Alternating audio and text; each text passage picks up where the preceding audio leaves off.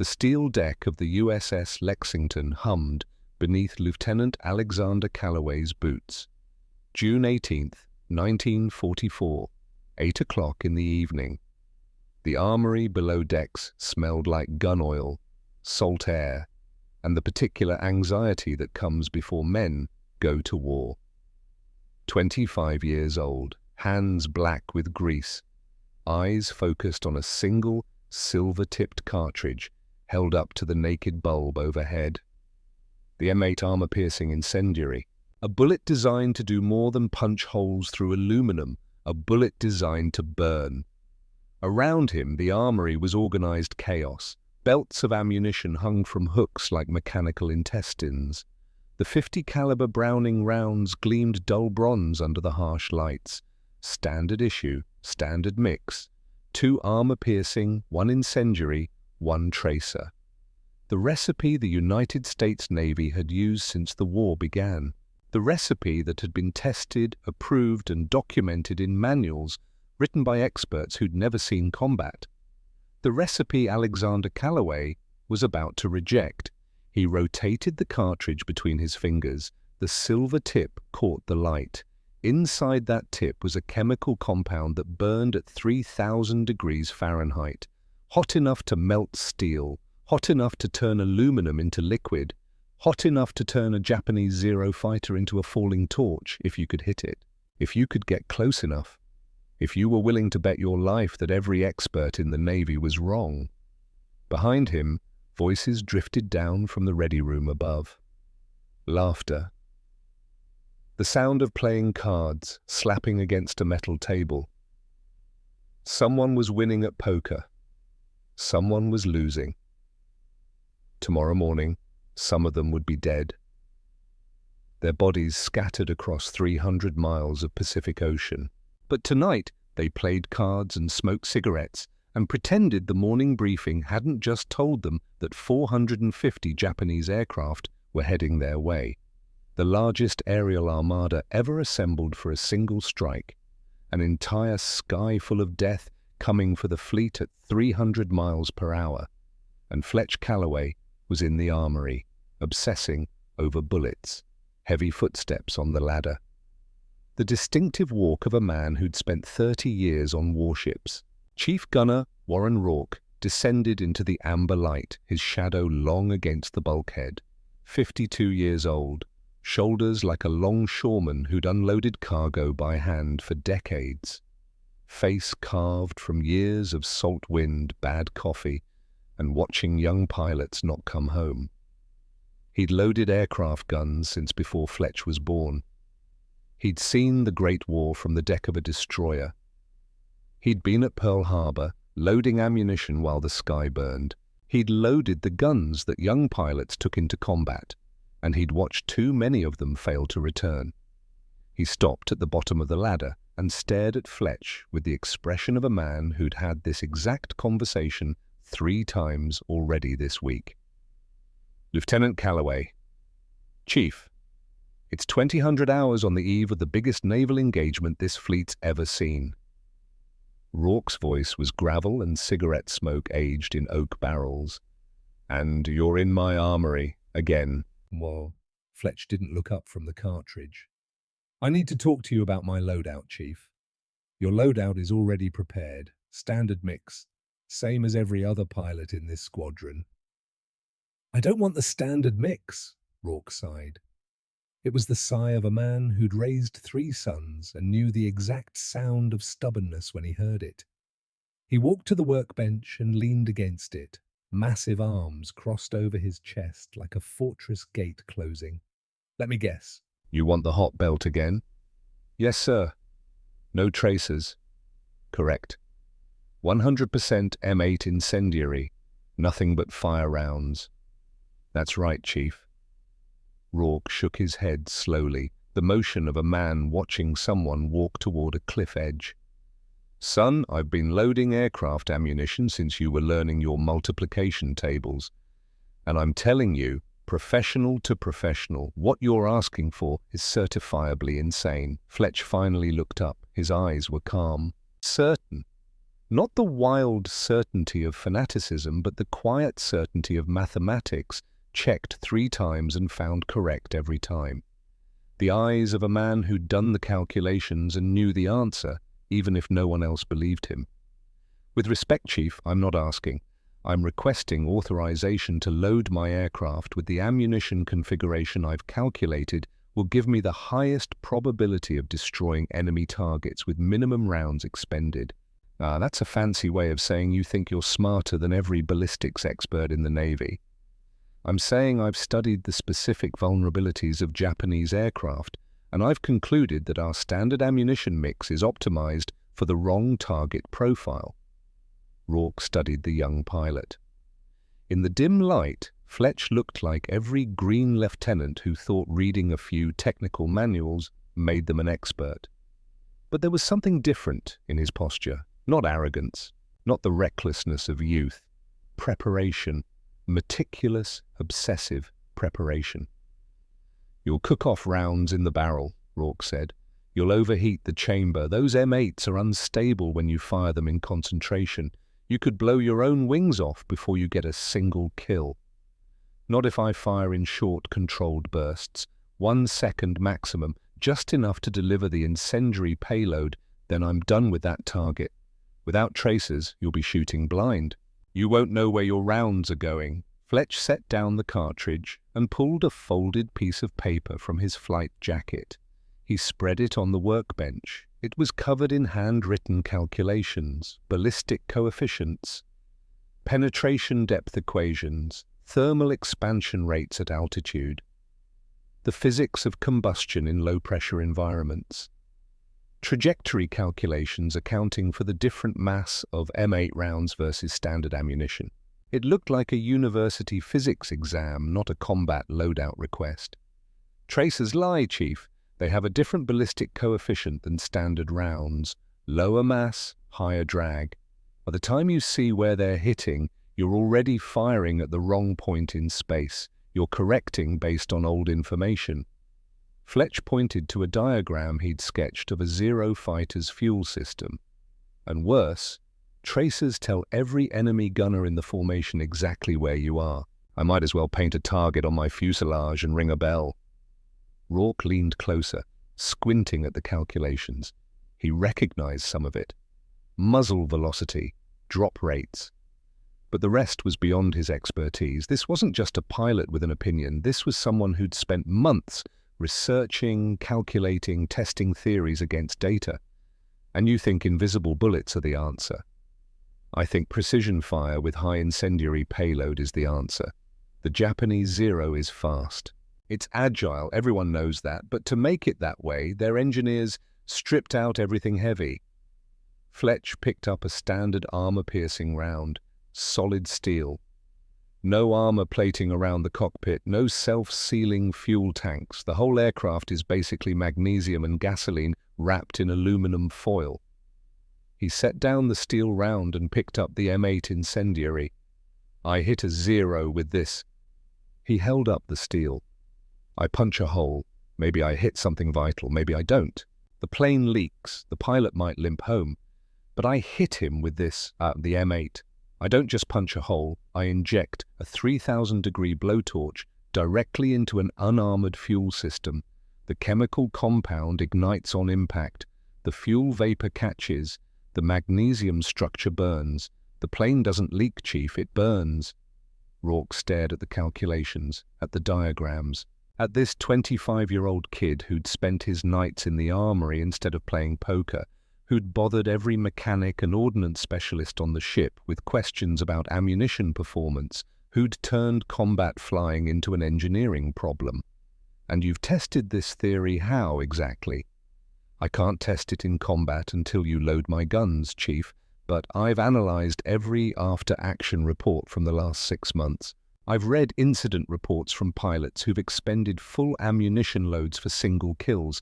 I've calculated the hit probability at various ranges. The math is sound." "The math," Rourke's voice was flat.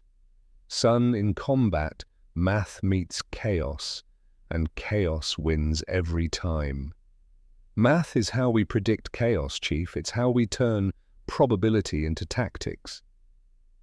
Silence in the armory. Above them, the sound of footsteps, the ready room emptying, pilots heading to their bunks for what little sleep they could get before the morning scramble. Rourke thought about Pearl Harbor, about the planes that had gone down in flames because they couldn't deliver enough damage fast enough, about the reports that came back from Midway, from Guadalcanal, from a dozen other battles, Zeros taking dozens of hits and flying home, American pilots emptying their guns and watching the enemy escape. Maybe the manual was wrong.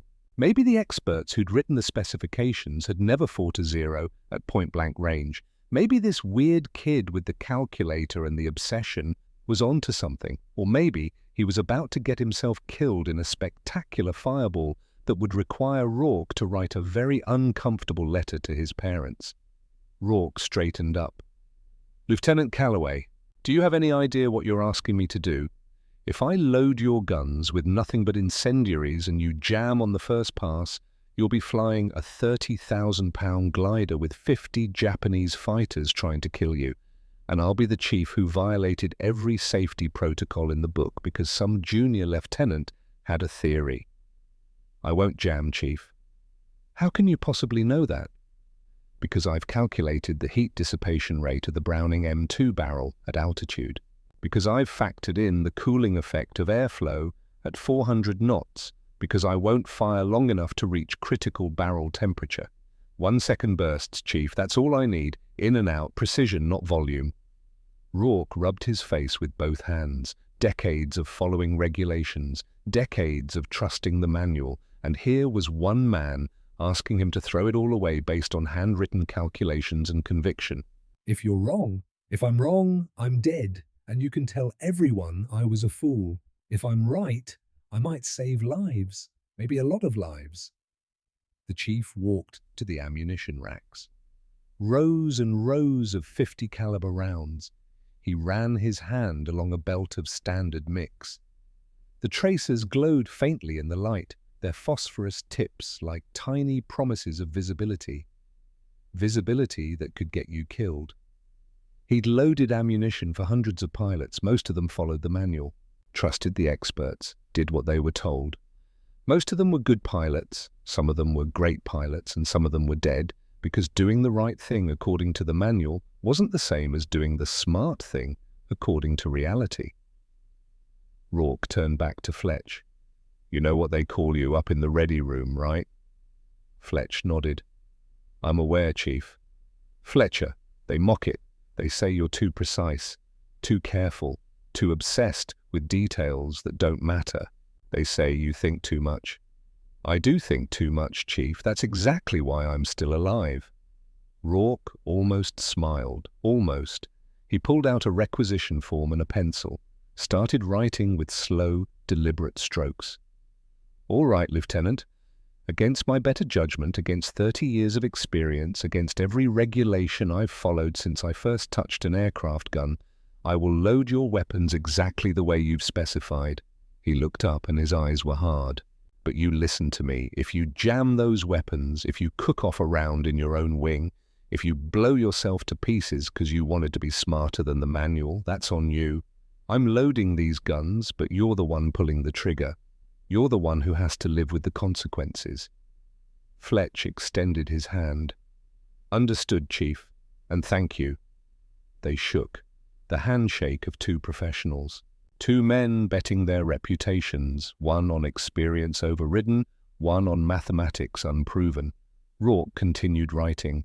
6 Browning M250 caliber machine guns, 400 rounds per gun, 2,400 rounds total, every single one of them a silver-tipped M8 armor-piercing incendiary, no tracers to give away position, no steel penetrators to waste on non-vital hits, just fire, concentrated, invisible fire. As Rourke worked, Fletch looked up at the ceiling. Above him, the ready room. Above that, the flight deck. Above that, the stars wheeling in their ancient patterns.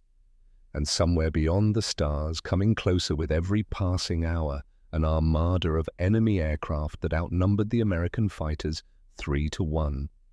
Tomorrow morning, the sky would be full of enemies, and Alexander Calloway would be hunting them with ammunition no one could see until it was already burning.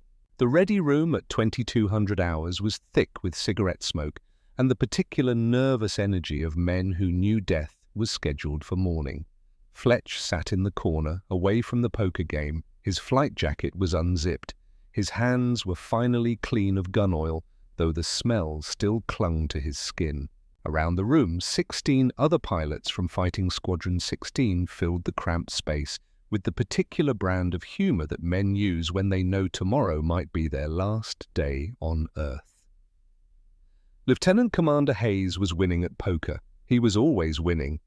Across from him, Ensign Patterson was losing gracefully and making jokes about his terrible luck. 3 pilots were writing letters home, letters they hoped would never be read aloud at memorial services.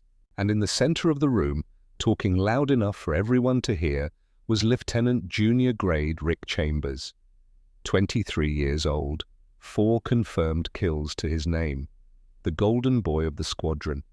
Handsome in the way recruitment posters loved, square jaw, easy smile, confidence that came from never having been truly tested and found wanting. He was talking about Fletch. So Fletcher's down in the armory again. Chambers grinned around his cigarette, performing for the room.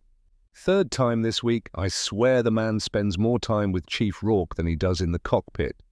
A few pilots chuckled. What's he doing down there? Patterson asked, discarding a card. Playing armorer, bothering the enlisted men about ammunition ballistics, acting like he's got a doctorate from MIT instead of a commission from the Naval Academy. Chambers shook his head with exaggerated amazement. The man thinks he knows more about bullets than the people who've been loading guns since before we were born. More laughter rippled through the room.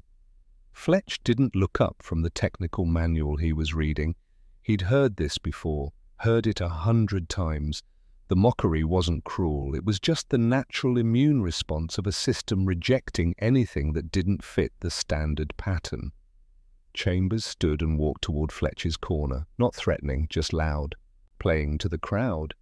Hey, Fletcher, heard you convinced Chief Rourke to load the suicide belt tomorrow. Fletch closed the manual carefully. It's not a suicide belt, Chambers. No tracers, all incendiary, that's what I heard. That's what the chief told me when I asked him if he'd lost his mind. Chambers spread his hands in mock wonder. You know what happens when those things cook off in your wing, right?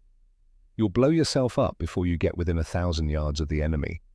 They won't cook off. You're that confident? I'm that prepared. Chambers laughed. It was a genuine laugh, not deliberately cruel, but it cut anyway. See, that's your problem, Fletcher. You're too prepared. You think too much. Up there. He pointed at the ceiling toward the sky where tomorrow's battle would be fought. Thinking gets you killed. Instinct keeps you alive. You can't calculate your way through a dogfight. Fletch met his eyes. Instinct without preparation is just guessing, Chambers. And preparation without instinct is cowardice. The room went quieter, not silent. The card game continued. But heads had turned. Everyone was watching now. Lieutenant Commander Hayes, the senior pilot present, set down his cards with deliberate calm. All right, gentlemen, save the philosophy debate for after we win the war. Right now, I need everyone focused on tomorrow. Chambers raised his hands in surrender, still grinning. No disrespect intended, Fletcher. Just trying to understand our resident perfectionist. You're betting your life on invisible bullets. I hope you're right. So do I, Chambers. So do I. Chambers returned to the poker game. The conversation shifted to other topics. Someone complained about the coffee. Someone else told a dirty joke about the Admiral. The moment passed like weather. But Fletch felt it. The weight of being different. The burden of being alone in your certainty while everyone else shared comfortable doubt. They thought he was obsessing over nothing. They thought he was overthinking a simple problem. They thought tracers were necessary and standard loads were sufficient, and anyone who questioned the manual was either crazy or cowardly. Tomorrow, one of them would be proven right, and Fletch had bet everything, his life, his reputation, his career, on the mathematics. He stood and walked to the ladder that led up to the flight deck. He needed air, needed space, needed to be away from the smoke and the mockery and the comfortable certainty of men who'd never questioned whether the people who wrote the manuals had ever actually fought the enemy. The night air hit him like a blessing. The Pacific stretched out in every direction, black and infinite and indifferent to human conflict. Above, the stars were scattered like tracer fire frozen in time. The fleet moved through the water in careful formation, a dozen ships keeping station, their running lights dimmed to avoid enemy submarines prowling beneath the surface. Fletch walked to the rail and gripped the cold metal. The wind pulled at his hair. Salt spray misted his face. In 11 hours, the sun would rise. In 12 hours, radar would light up with contacts. In 13 hours, the largest aerial battle in the history of naval warfare would begin, and he would either prove his theory or become a cautionary tale. Behind him, footsteps on the deck. He turned. Chief Rourke stood in the shadows near the island superstructure, a cigarette glowing in his hand. He walked over slowly and stood beside Fletch at the rail. For a long moment, neither man spoke. Just two souls, looking at the same ocean, thinking about the same morning. "Your guns are loaded," Rourke said, finally. 2,400 rounds, every single one M8 incendiary. No tracers, no steel, exactly like you wanted. "Thank you, Chief." "Don't thank me yet. Thank me tomorrow afternoon if you're still breathing," Fletch nodded, watching the phosphorescence in the ship's wake. Rourke lit another cigarette. The flame briefly illuminated the deep lines in his weathered face. "You know what they're saying about you up there?" "I know. Does it bother you?" Fletch considered the question. "It used to, not anymore. They'll believe me or they won't. Tomorrow's results will speak louder than anything I could say tonight. And if you're wrong, then I'll be too dead to care about being mocked, Chief." Rourke laughed. It was a dark laugh, but genuine. The laugh of a man who'd seen enough war to appreciate gallows humor. "You've got steel, Lieutenant. I'll give you that much." They stood in companionable silence. The ocean rolled beneath them. The stars turned overhead in their ancient dance. Somewhere out there, beyond the horizon, the Japanese fleet was launching aircraft. 450 planes fueled and armed and pointed at this exact spot on the map. "Chief," Fletch said quietly, Can I ask you something?" "Shoot." "You've been loading guns since before I was born. You've seen every kind of pilot, the brave ones, the careful ones, the reckless ones, the ones who lived and the ones who didn't." He turned to face Rourke. "What separates them, really?" Rourke took a long drag on his cigarette. The ember glowed bright orange, then dimmed. He exhaled smoke that the wind immediately stole. "Luck," he said finally. "Mostly just dumb luck. Wrong place at the wrong time or right place at the right time, and there's nothing skill or preparation can do about it." He paused. "But if I had to pick something else, something a man can control, the ones who lived were the ones who knew exactly what they were doing and exactly why they were doing it. No hesitation, no second guessing. They made their choice, understood the risks completely, and committed to it with everything they had, even if everyone else thought they were wrong. Especially then, because when you're alone in your certainty, you'd better be damn sure you're right. Half measures get you killed twice as fast." Fletch looked back at the ocean. "I'm certain, Chief. I've checked the math a dozen times. I've run every calculation I can think of. The M8 rounds will work. The no-tracer approach will work. I'm not guessing. I'm not hoping. I know. Then tomorrow you'll find out if knowing is enough." Rourke flicked his cigarette into the water. The ember traced a brief arc of light, then disappeared into the darkness. "Get some sleep, Lieutenant. You're going to need it." Yes, Chief. Rourke walked away, his boots heavy on the deck. Fletch stayed at the rail for another 10 minutes, watching the stars, thinking about trajectories and ballistics and the mathematics of survival. Then he went below to his bunk and lay down. He didn't sleep, but he closed his eyes and ran through the mission profile one more time in his mind. The approach angle, the sun position, the firing solution, every step calculated, rehearsed, prepared. Tomorrow he would prove them all wrong, or die trying, and somehow both outcomes felt equally certain. 0400 hours, the alarm shattered what little sleep the squadron had managed. Pilots groaned and cursed and stumbled out of their bunks like men waking from a nightmare into a worse reality. Fletch had been awake since 3, lying in his bunk, staring at the bottom of the rack above him, visualizing the attack profile. By the time the alarm sounded, he'd already run through the engagement sequence 15 times in his mind. Around him, men dressed in the red-lit gloom, flight suits, boots, harnesses, every movement practiced until it became ritual. In combat, you fell back on training, and right now the training was simply getting dressed without thinking about what came next. The mess hall was organized chaos, scrambled eggs that tasted like cardboard, coffee strong enough to strip paint, toast that shattered when you bit it. But everyone ate because you didn't fly into combat on an empty stomach. Hunger was just another variable that could get you killed.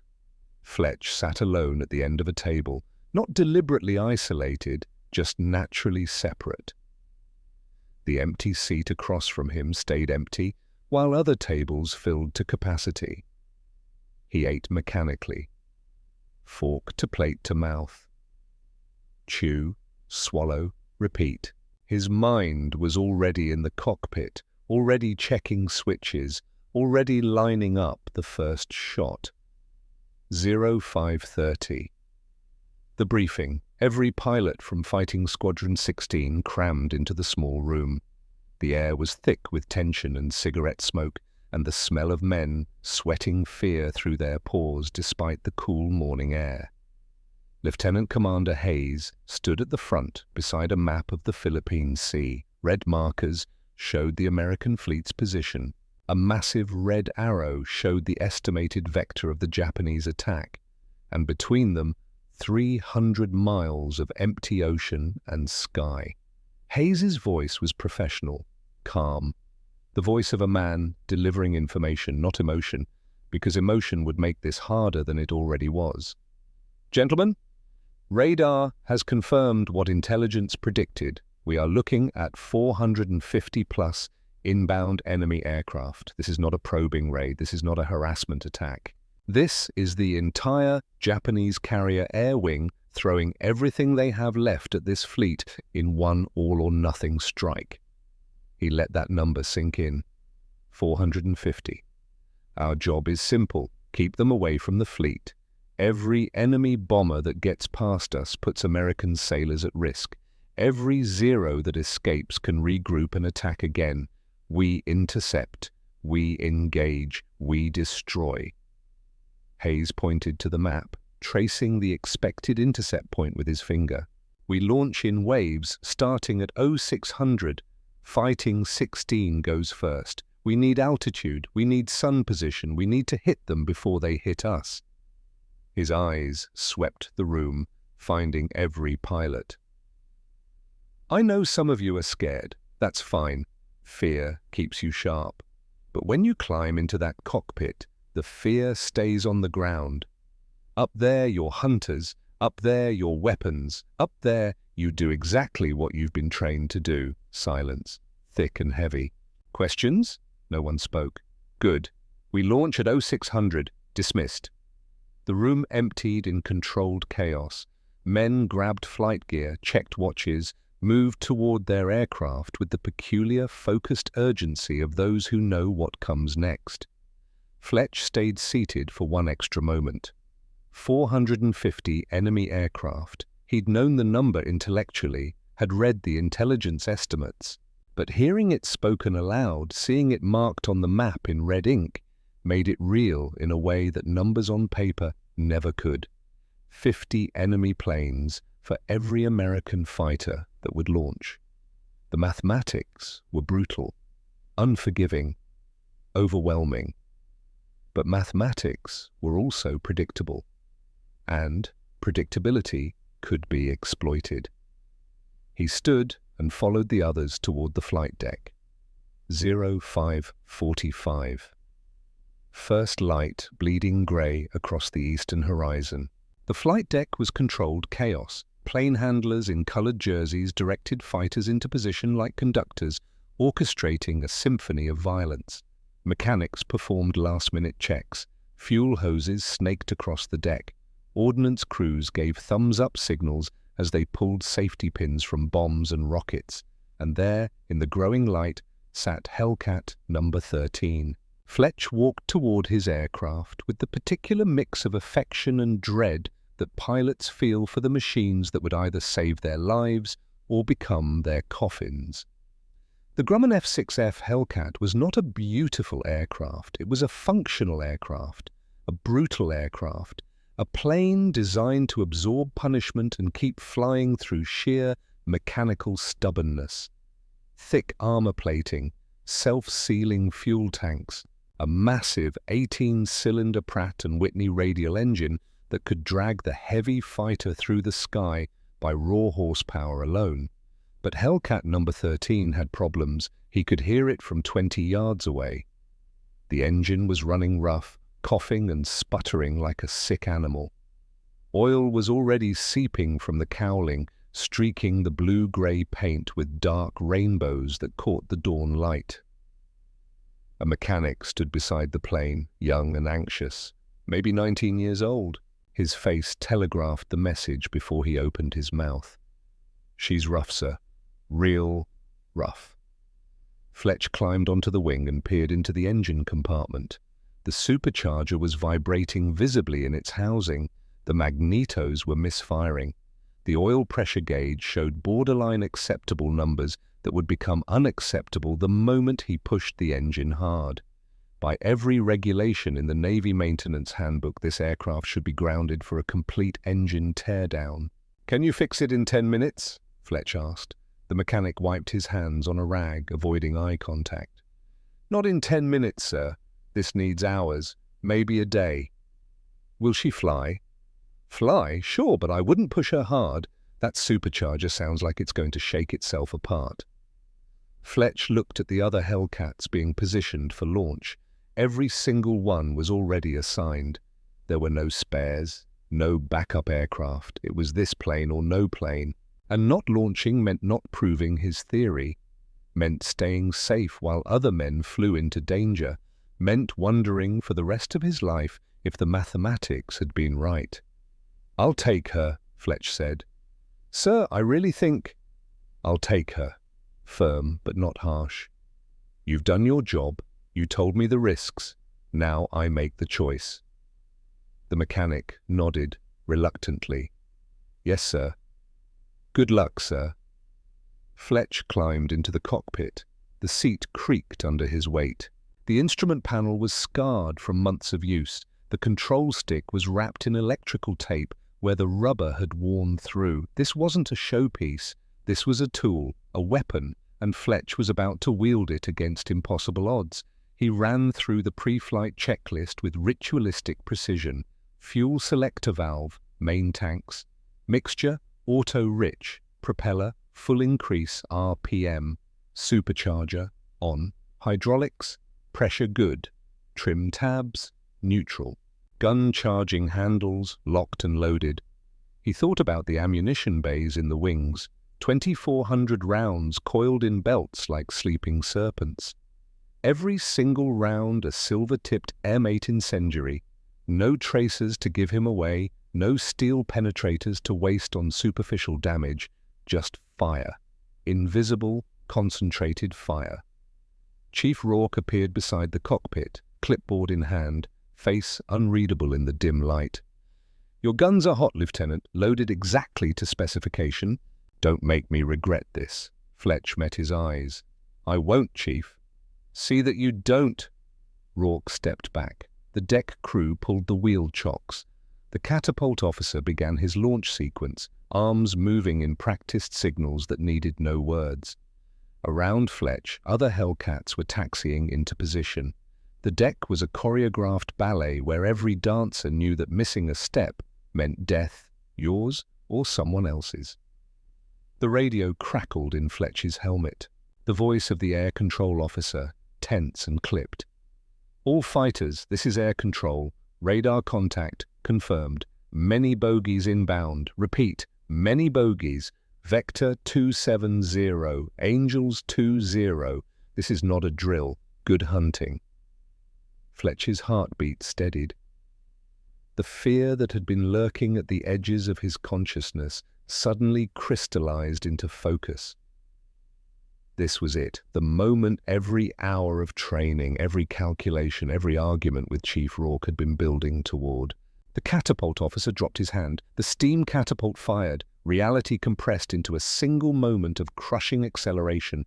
Gravity slammed Fletch back into his seat. The Hellcat screamed down the deck, propeller clawing at humid air, the edge of the carrier deck rushing toward him and then disappearing beneath the nose. For one terrible second, the heavy fighter dipped toward the water, weighted down by fuel and ammunition and a malfunctioning engine.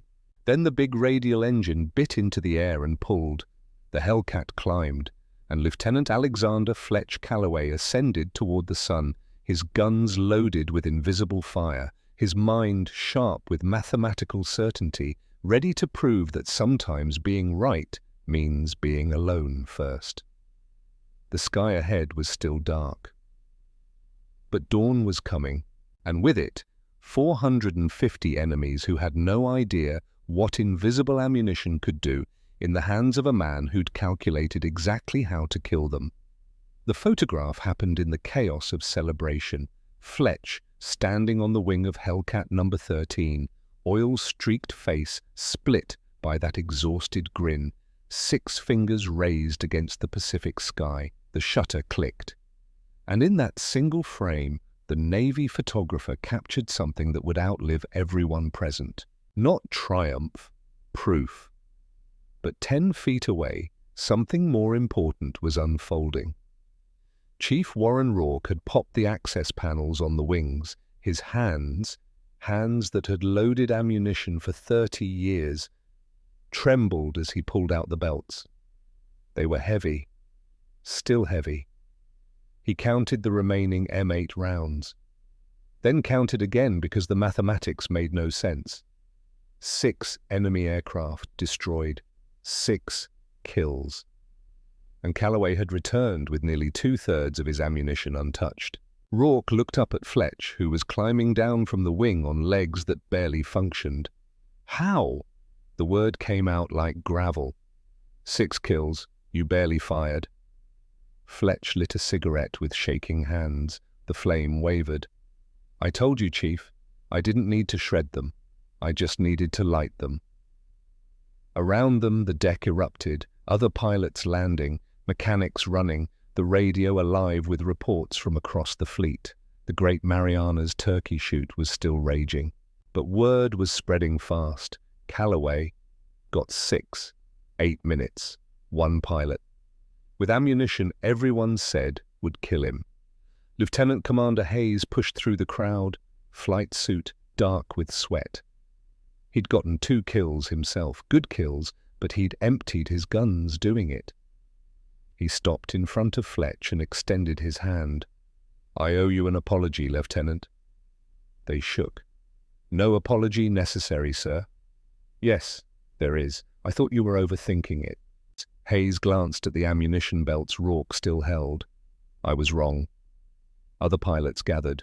The ones who'd mocked him, called his loadout suicide, laughed at his obsession. They weren't laughing now. Lieutenant Rick Chambers stepped forward. The golden boy, the confident ace who'd called Fletch too careful 12 hours ago. "Fletch, what's the exact mix?" 100% M8 incendiary, 0 tracers. Chambers pulled out a notepad, actually wrote it down. "Range? 600 yards maximum, 300 preferred, point blank if possible. And aiming without tracers? You don't aim where they go. You aim where physics says they'll arrive. Calculate, don't guess.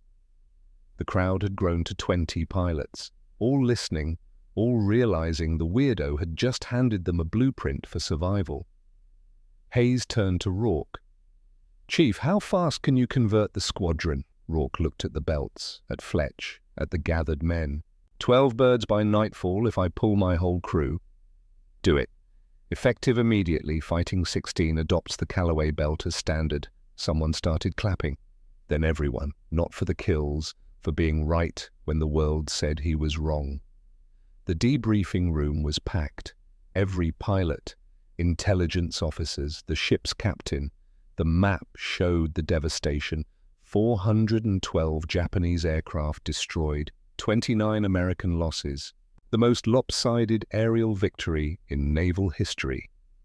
When Fletcher's turn came, the room went silent. He stood, read from his kneeboard notes.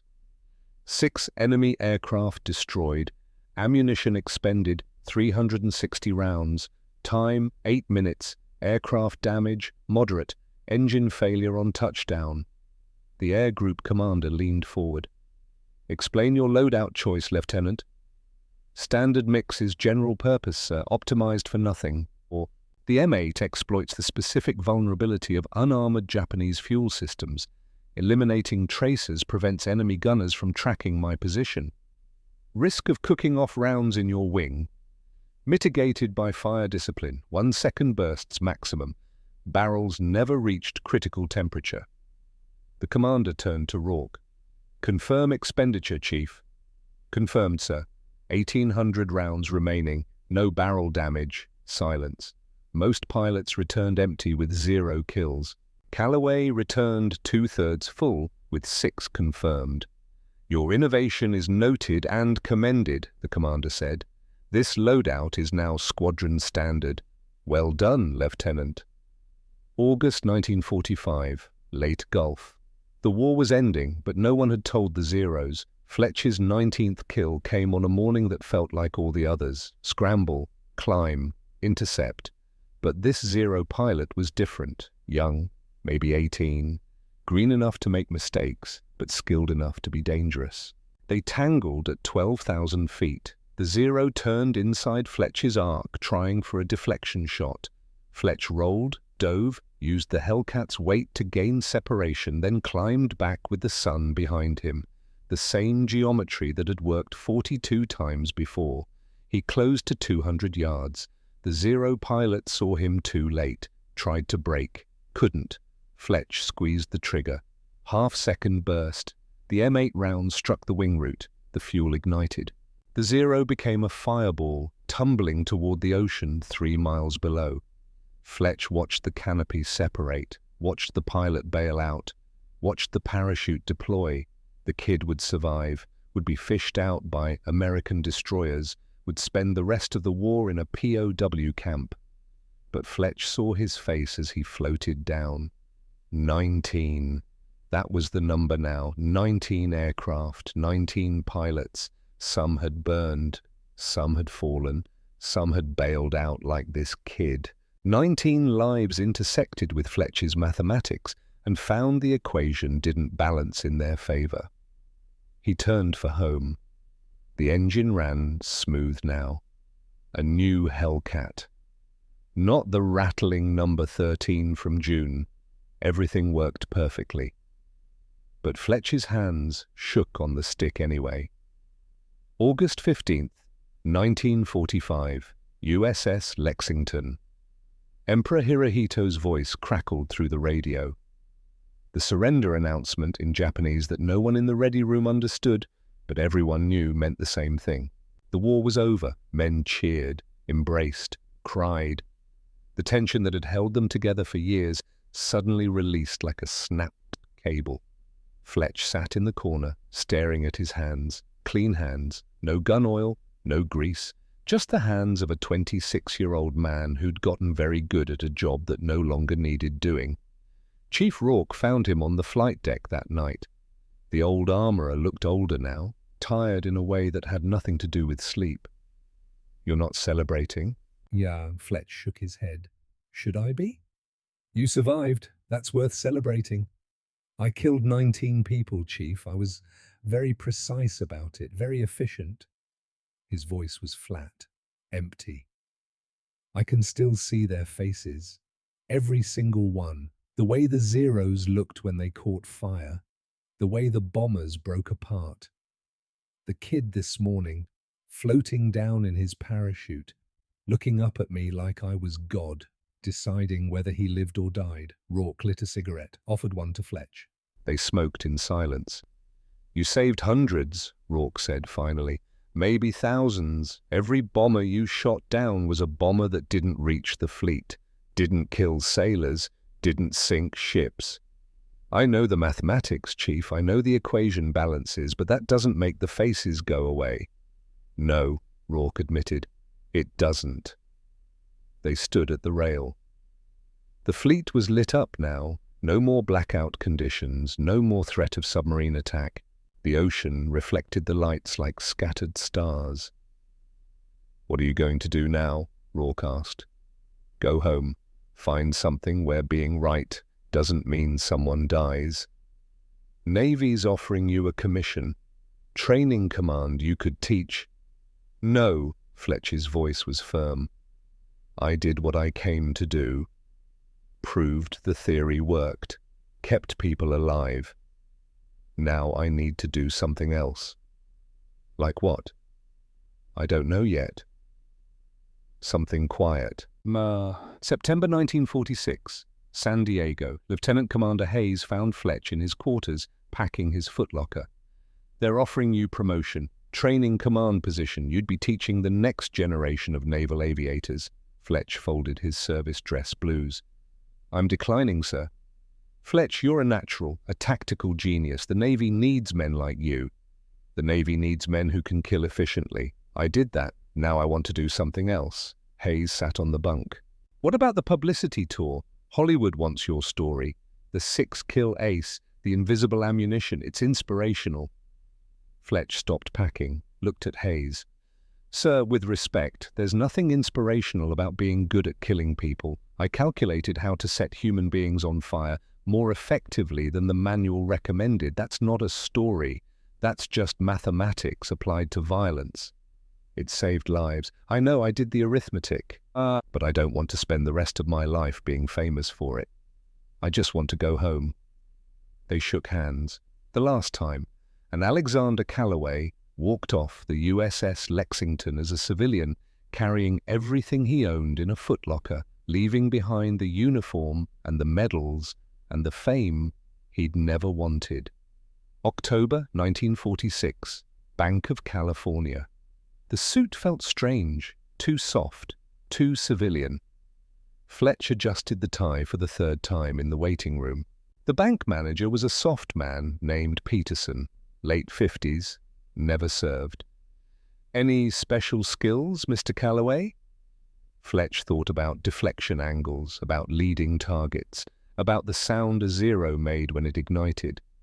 I'm good with details, sir. Mathematics, risk assessment. Perfect. We need someone in loan processing. You'd review applications, calculate risk, make recommendations. Risk, Fletch almost smiled. I can do that. He was hired on the spot. His first loan approval was for a young couple. The husband worked in a shipyard. The wife was pregnant. They wanted to buy a house in National City. Small place, nothing fancy. Fletch reviewed their finances, did the mathematics. The numbers worked. He signed the approval form.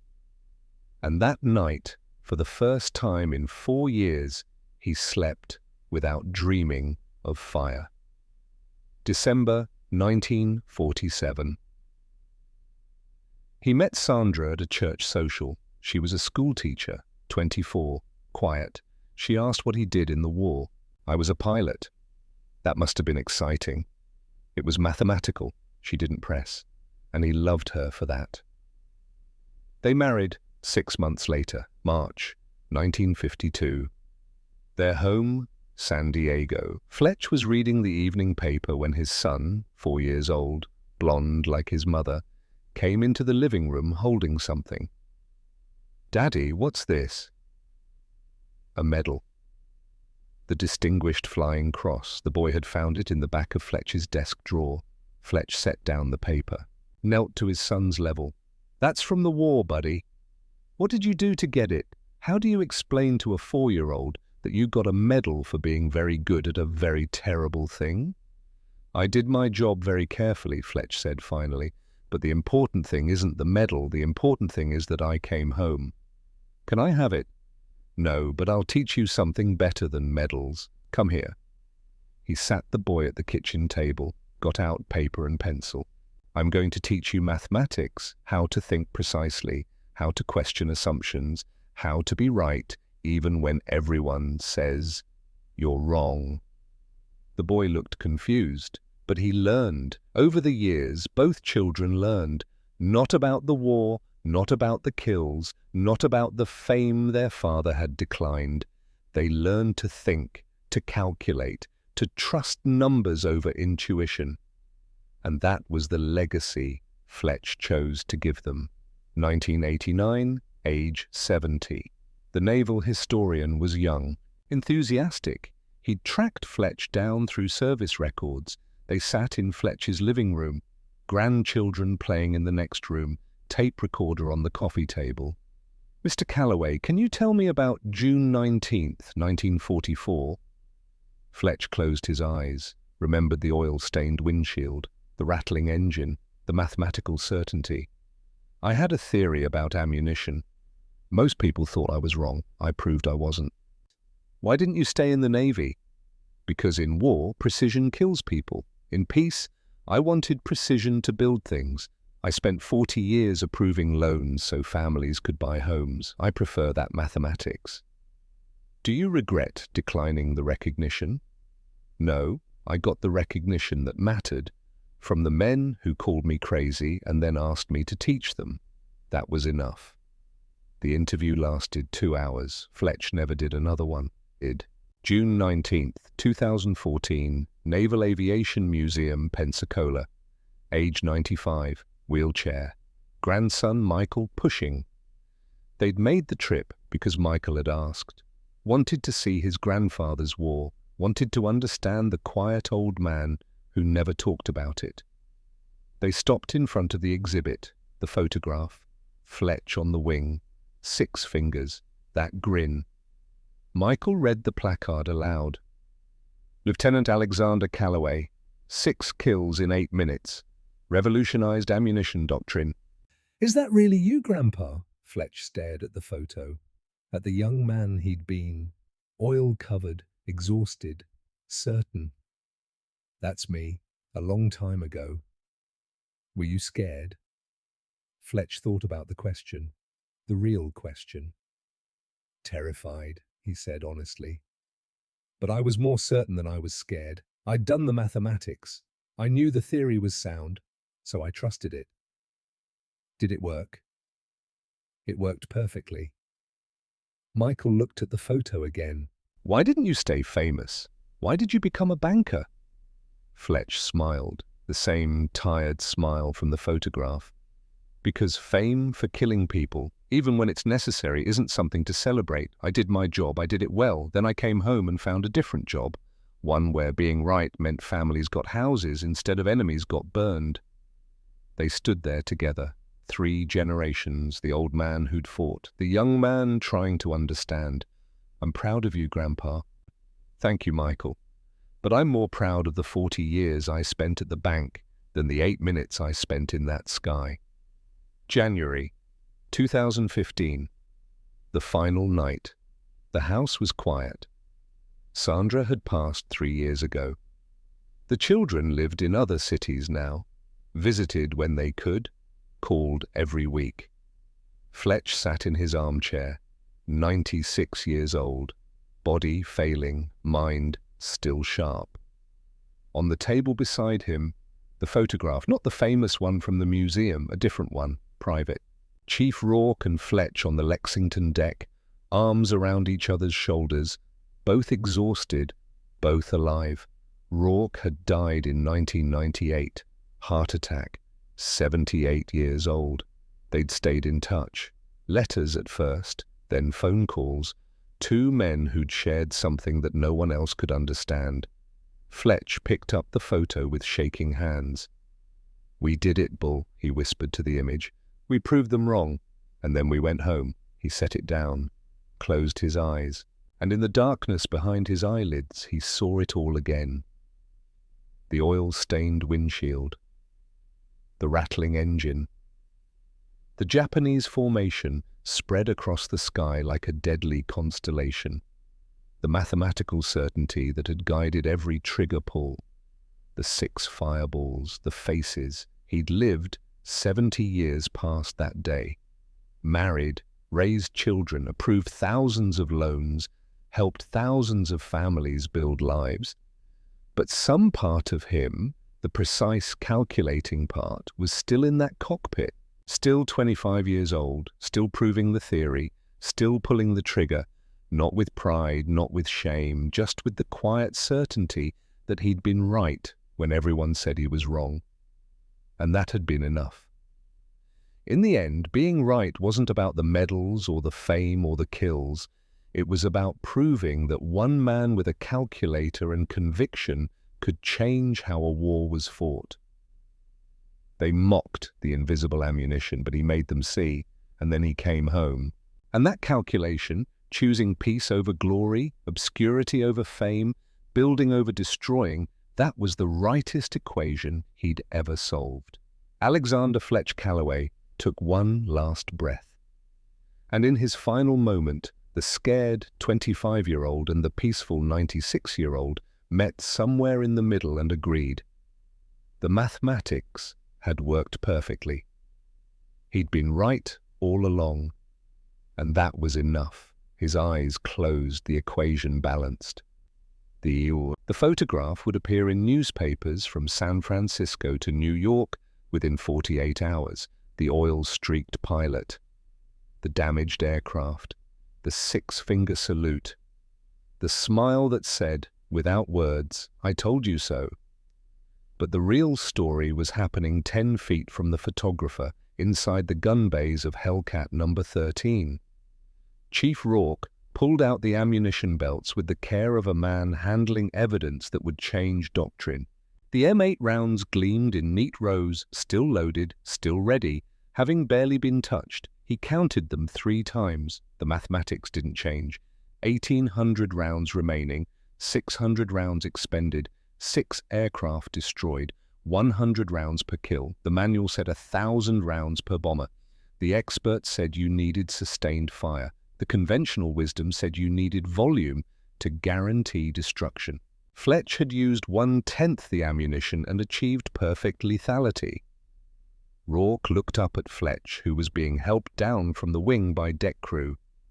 The young pilot's legs were still shaking, his hands trembling from adrenaline crash.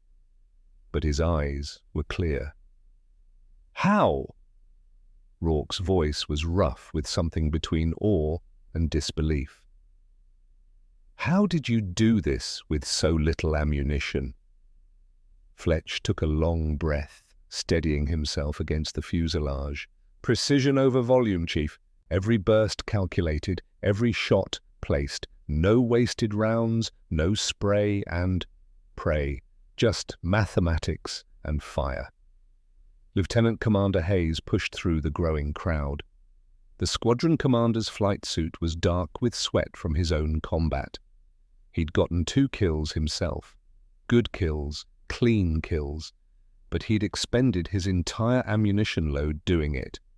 He'd landed with empty guns and 2 victories. Callaway had landed with his guns 2/3 full and 6 victories. Hayes stopped in front of Fletch. For a long moment, he just stared. Then he extended his hand. "I owe you an apology, Callaway." They shook. "No apology necessary, sir." "Yes, there is. I thought you were overthinking it. I thought the standard loadout was sufficient. I thought your obsession with ammunition theory was—" Hayes paused, searching for the word. "Excessive." "It was excessive, sir. That's why it worked. Hayes almost laughed. Chief Rourke, what's your assessment? Rourke held up the ammunition belt like evidence in a trial. Assessment is that Lieutenant Calloway just proved that every ballistics manual we've been using is wrong. His loadout works, his theory works, and if we'd been using this configuration from the start, we might have saved a lot of pilots. More pilots were gathering now, the ones who'd mocked Fletch in the ready room, the ones who'd called his ammunition mix suicide, the ones who'd laughed at his obsession with details that supposedly didn't matter. They weren't laughing now. Rick Chambers pushed to the front of the crowd. The golden boy. 4 kills yesterday. 4 kills total. Confident. Cocky. The pilot who'd said thinking was the enemy of instinct. He stopped in front of Fletch and pulled out a notebook. Actually took out a pen. Fletch, walk me through it. The whole loadout. How you aimed without traces. Everything. You want to take notes? Fletch couldn't keep the mild surprise from his voice. I want to survive the next engagement. And you just proved you know how to do that better than anyone else in this squadron. Chambers's voice was completely sincere. No mockery, no ego, just the pragmatism of a man who'd seen results he couldn't argue with. So yes, I'm taking notes. What's the exact mix? Fletch looked at the circle of pilots, 15 men, 20, all of them listening now, all of them wanting to know the secrets that had seemed like insanity 12 hours ago. 100% M8 armor-piercing incendiary, 0 tracers, 0 standard penetrators, just fire rounds. And you don't jam? Not if you fire in controlled bursts, 1 second maximum, that's all you need, in and out. Don't try to saw the plane in half, just ignite it and move on. Range? As close as you can get, 600 yards absolute maximum, 300 preferred. The M8 rounds are lighter than standard ammo, they lose velocity faster. You need proximity to guarantee penetration and ignition. Chambers wrote furiously. Other pilots were pulling out their own notebooks now, copying the specifications. The theory that had been mocked was now being documented like scripture. And without tracers, how do you aim? Fletcher's voice was patient. Teacher explaining to students. You don't aim at where the tracers show. You aim at where the physics says the rounds will arrive. Calculate the deflection angle, account for the target's speed and your closure rate. Trust the mathematics, not the visual feedback. Tracers are training wheels. They give you false confidence and reveal your position. Lieutenant Commander Hayes was listening intently. Chief Rourke, how fast can we convert the entire squadron to Calloway's specifications? Rourke looked at his watch, calculated. If I pull my entire ordnance crew and work straight through, 12 aircraft by nightfall, the rest by tomorrow morning. Do it. Hayes's voice was command, not request. Effective immediately, Fighting Squadron 16 adopts the Calloway belt as standard doctrine. Every pilot gets the same loadout, same training brief. If this works for one aircraft, it works for all of them. Rourke nodded and immediately started shouting orders to his ordnance crew. Someone in the crowd started clapping, then another. Within seconds, the entire deck was applauding, not for the kills, not for the bravery, for being right when everyone else was wrong, for pushing back against conventional wisdom and having the mathematics to prove it. Fletch stood on the wing, overwhelmed by the noise, by the validation, by the sudden reversal of everyone who'd dismissed him as a weirdo, obsessing over irrelevant details, but mostly he felt tired. Bone-deep, soul-weary, tired. He'd proven his theory, he'd saved the fleet, he'd killed 6 enemy pilots who had mothers and maybe wives and maybe children waiting for them to come home. 1,800 rounds remaining meant that mathematics worked. 6 kills meant that precision worked. But it also meant 6 human beings were dead because he was very good at calculating exactly where to place incendiary rounds. The debriefing room at 1600 hours was standing room only. Every pilot who'd flown that day, intelligence officers, the air group commander. The ship's captain himself had come down from the bridge to hear the after-action reports. The map on the wall was covered in marks, red grease pencil for enemy aircraft destroyed, blue for American losses, black for probables that couldn't be confirmed. The numbers were staggering. 412 Japanese aircraft shot down, 29 American fighters lost. The most lopsided aerial victory in the history of naval warfare. The Imperial Japanese Navy's Carrier Air Wing, the elite force that had terrorized the Pacific for 2 years, had been effectively destroyed in a single afternoon. The Marianas Turkey Shoot, they were already calling it, and at the sharp tip of that victorious spear was Lieutenant Calloway, with his 6 confirmed kills in 8 minutes. When Fletcher's turn came to report, the room went silent. Every eye turned to him. He stood, unfolding his kneeboard card where he'd made notes during the flight. His handwriting was surprisingly neat for a man who'd been in mortal combat. Lieutenant Alexander Calloway, 6 enemy aircraft destroyed. Time of engagement, 8 minutes. Ammunition expended, approximately 360 rounds. Fuel state on landing, 0. Aircraft damage, moderate to severe. Engine failure immediately post-landing.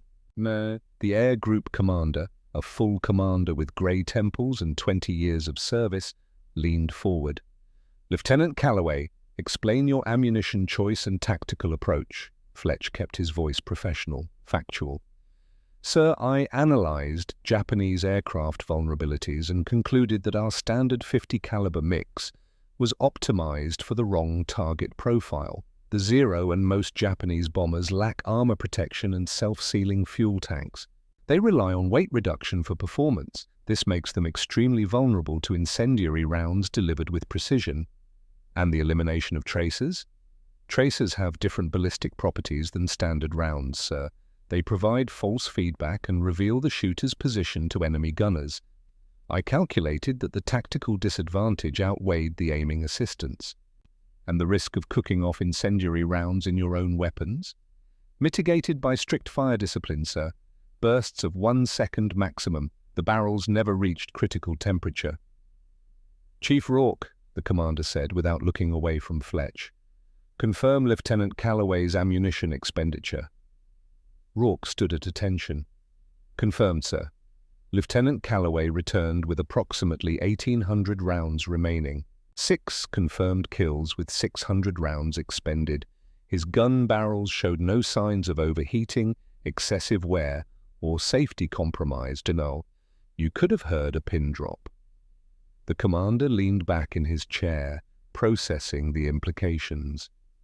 So you achieved 6 kills with 1/10 the ammunition conventional doctrine says is required for even a single bomber kill. Yes, sir. And you did this alone. No wingman, no support. The squadron was scattered during the scramble, sir. I was effectively solo. The commander nodded slowly, his weathered face showing the calculations happening behind his eyes. Lieutenant, your tactical innovation is noted and commended. Chief Rourke, he turned to the armourer, begin immediate conversion of all fighter aircraft to Lieutenant Calloway's specifications. This loadout is hereby designated as the new squadron standard, effective immediately. He paused, and something that might have been a smile crossed his face. And Lieutenant Calloway, well done, exceptionally well done. The war continued. June became July. July burned into August. Fletch flew 42 more combat missions over the next 14 months. His kill count climbed steadily, methodically, each one documented with the same precision he brought to ammunition selection. 7, 10, 15, 19. The 19th was over Leyte Gulf in October 1944. A Zero that tried to bounce him from out of the sun.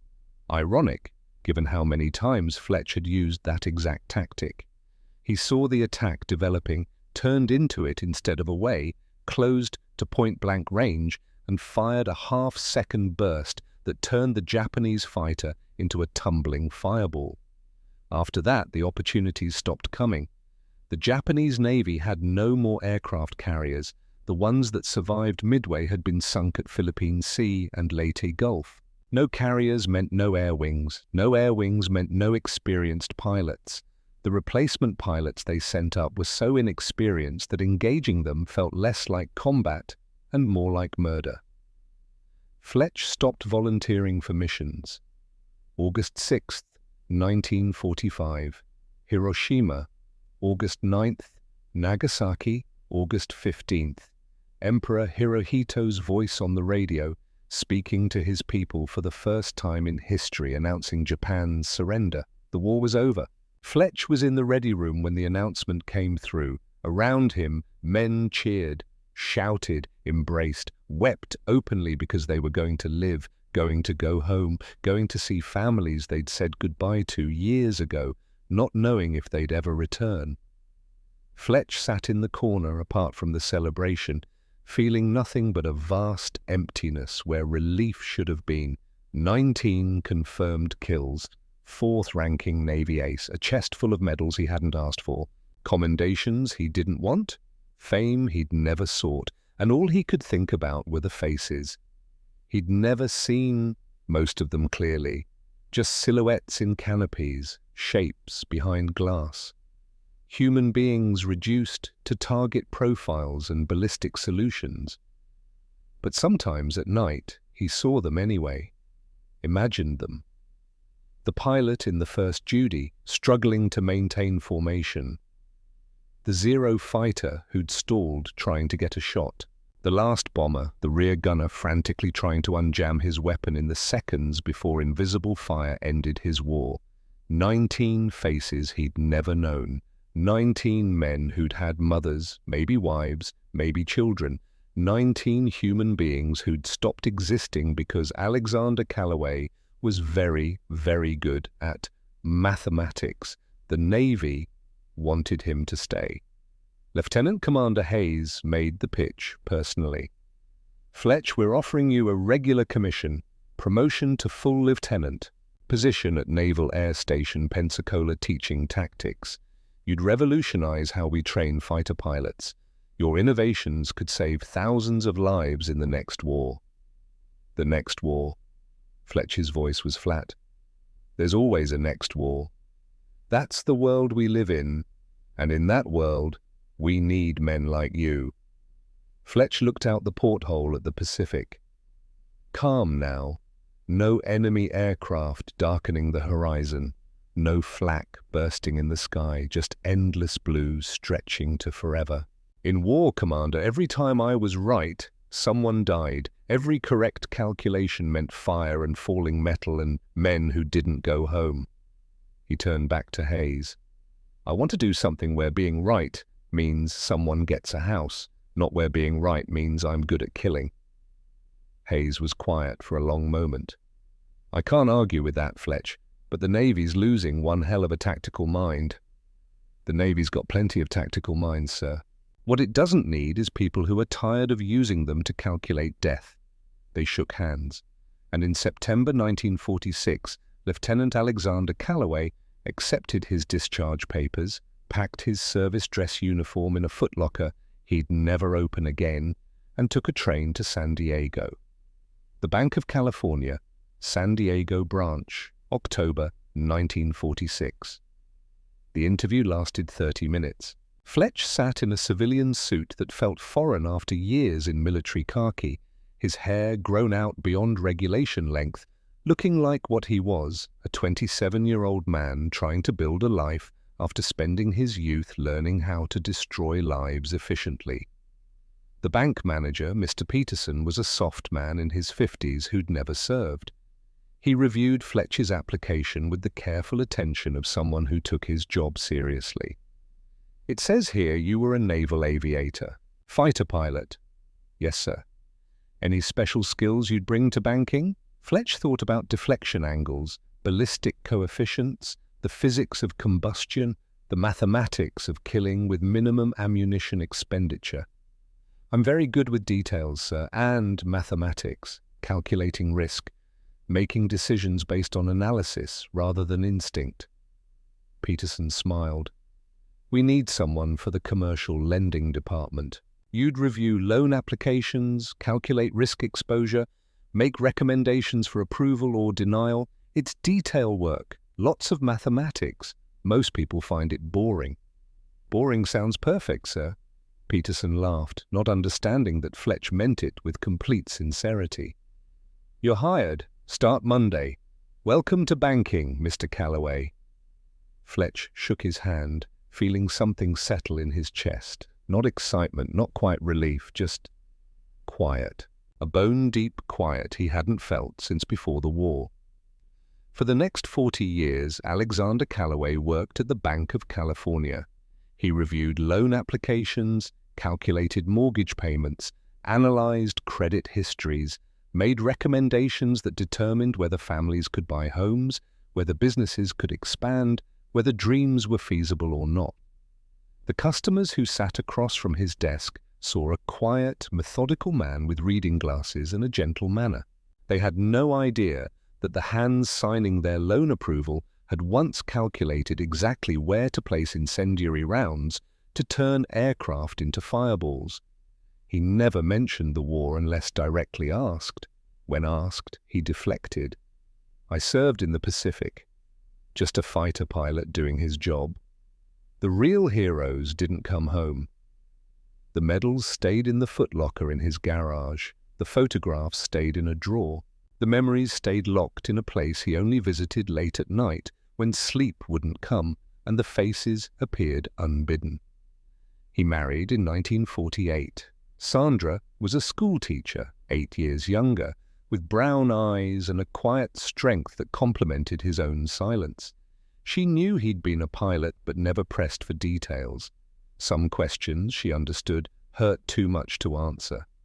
They had 2 children, Robert in 1950, Jennifer in 1952. Fletch taught them mathematics, how to question assumptions, how to analyze problems from first principles, how to be right even when everyone else disagreed. But he never taught them about war. Summer 1961. Robert was 11 years old, exploring the garage while Fletch worked on the car. The boy found the footlocker behind old paint cans and asked the question every veteran's child eventually asks. "Dad, what's in here?" Fletch set down his wrench and looked at the locker. He hadn't opened it in 15 years. Old things from the war. "Can I see?" Fletch considered saying no, considered leaving the past buried. But Robert's eyes held genuine curiosity, not morbid fascination. He opened the lock. Inside, the uniform was still pressed, still perfect, frozen in time. The medals lay in a small box: Navy Cross, Distinguished Flying Cross, 3 air medals. Below them, photographs. The squadron on the deck, Chief Rourke loading ammunition, Hayes briefing missions, and at the bottom, the famous one. The 6-finger photograph that had run in Life magazine. Robert picked it up carefully. "Is this you?" "Yes." "You look different." I was different. Fletch took the photo, studying the face of his 25-year-old self. Oil-stained, exhausted, grinning with the absolute certainty of vindication. That was taken on June 19th, 1944. I was very sure I was right about something, and I'd just proved it. What were you right about? How do you explain to an 11-year-old that you'd developed a more efficient way to kill people, that you'd revolutionized aerial combat by treating human beings as ballistic problems to be solved? I had a theory about how to do my job better. Everyone thought I was wrong. I proved I wasn't. Were you scared? The question surprised him with its directness. Terrified, but I was more certain than I was scared. And when you've done the mathematics, certainty beats fear. Robert studied the photo. You're holding up 6 fingers. 6 enemy aircraft I shot down that day. Did people die? And there it was. The question Fletch had been avoiding for 15 years. Yes. His voice was quiet. People died. Pilots like me just on the other side. Young men who had families, who thought they were doing the right thing. Just like I thought I was doing the right thing. He looked at his son. Being right in war doesn't mean you should be proud, Robert. It just means you survived to think about what being right cost. But you were protecting our country. I was, and I'd do it again if I had to, but I'm glad I don't have to. Fletch put the photo back in the locker. Now I calculate loans instead of death. I prefer it that way. He closed the locker, locked it, put it back where it had been. Robert helped him without being asked, understanding in the way children sometimes do that some doors, once closed, should stay closed. The years passed in quiet succession. Robert graduated college. Jennifer became a teacher like her mother. Fletch retired from the bank in 1986 after 40 years of service. They gave him a plaque and a gold watch. He made a brief speech thanking his colleagues. No one knew that the quiet loan officer had once been the fourth-ranking Navy ace of World War II. Sandra died in 1992. Peacefully, in her sleep, the way everyone hopes to go.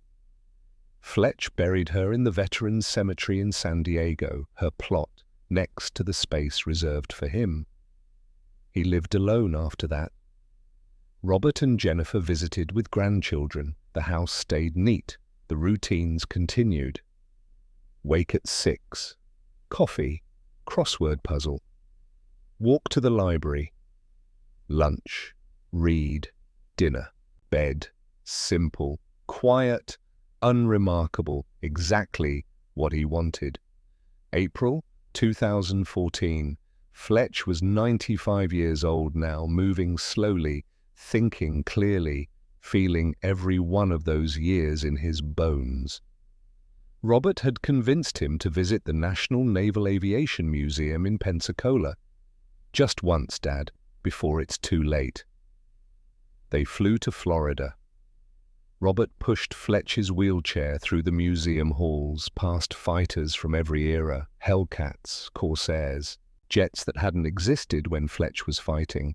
And then Robert stopped in front of a specific exhibit, the Marianas turkey shoot display.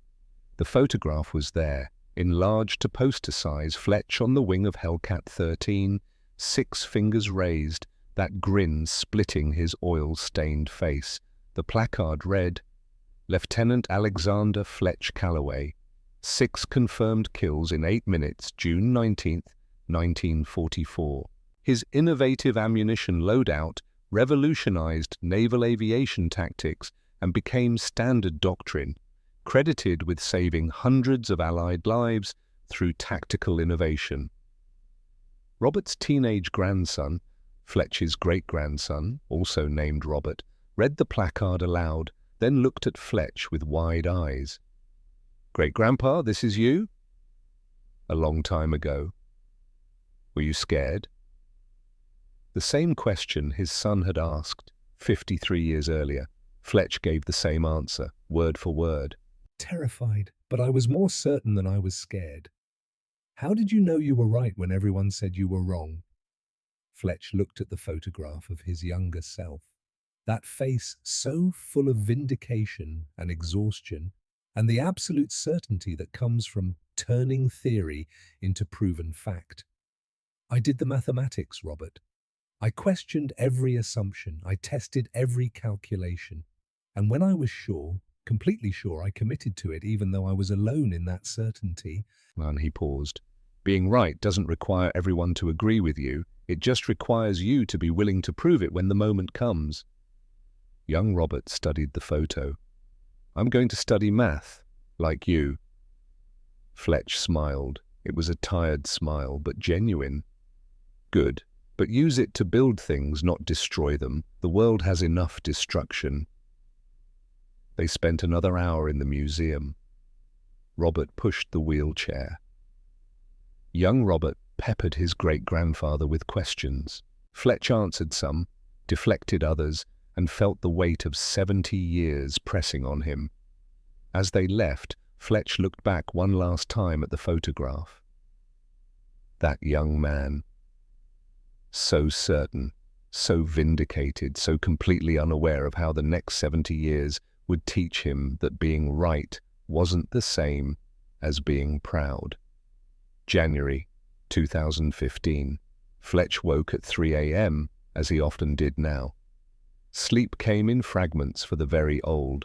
He lay in his bed, looking at the ceiling, feeling his body slowly failing in the way bodies do when they've been used for 96 years. He thought about Sandra, about Robert and Jennifer, about grandchildren and great-grandchildren who would carry on after he was gone. And he thought about June 19th, 1944, the oil-stained windshield, the rattling engine, the mathematical certainty, the invisible fire, 6 aircraft dissolving into flame because he'd been precise about where to place incendiary rounds, 6 men who never made it home, 19 total across all his missions. He'd saved hundreds of Allied lives by proving his theory worked. The squadron had adopted his tactics. Other squadrons had followed. The Callaway Belt had become standard throughout the Pacific Fleet. Thousands of American pilots had come home because he'd questioned conventional wisdom, but 19 Japanese pilots hadn't. Both things were true. Both things mattered. "I did what had to be done," he whispered to the empty room, "and I'd do it again, but I'm glad I lived long enough to do other things too." He thought about 40 years of approving loans, families moving into homes, businesses starting up, dreams made possible because someone had calculated the risk and said yes. That mattered too, maybe more. Fletch closed his eyes. He saw the 6-finger photograph one last time in his mind. That young man grinning with the certainty of being right. He'd been right about the ammunition, about the tactics, about questioning the experts, but he'd also been right about coming home, about choosing peace, about spending his life building instead of destroying. Both calculations had been correct. Both equations had balanced. Alexander Fletch Callaway took a slow breath, released it, took another. And in the quiet darkness of a San Diego morning, mathematics and peace finally converged into a single perfect answer. He died peacefully in his sleep at 96, exactly the way he'd hoped. The obituary in the San Diego Tribune was modest. Alexander Callaway, 96, died January the 17th, 2015, U.S. Navy veteran, Pacific Theater, retired commercial lending officer, Bank of California, survived by 2 children, 5 grandchildren, 7 great-grandchildren. Memorial service at Fort Rosecrans National Cemetery. It didn't mention the 19 kills, didn't mention the revolutionary tactics, didn't mention the photograph that defined a generation's understanding of aerial combat. That's how he would have wanted it. But at the Naval Aviation Museum in Pensacola, the photograph remained on the wall. And in training classrooms at Naval Air Station Oceana, instructors still taught the Callaway curve, the discipline of close-range precision fire, the mathematics of efficiency, the courage to question conventional wisdom. And in the memories of a family who'd loved a quiet man who'd once been a warrior, Alexander Callaway lived on as both.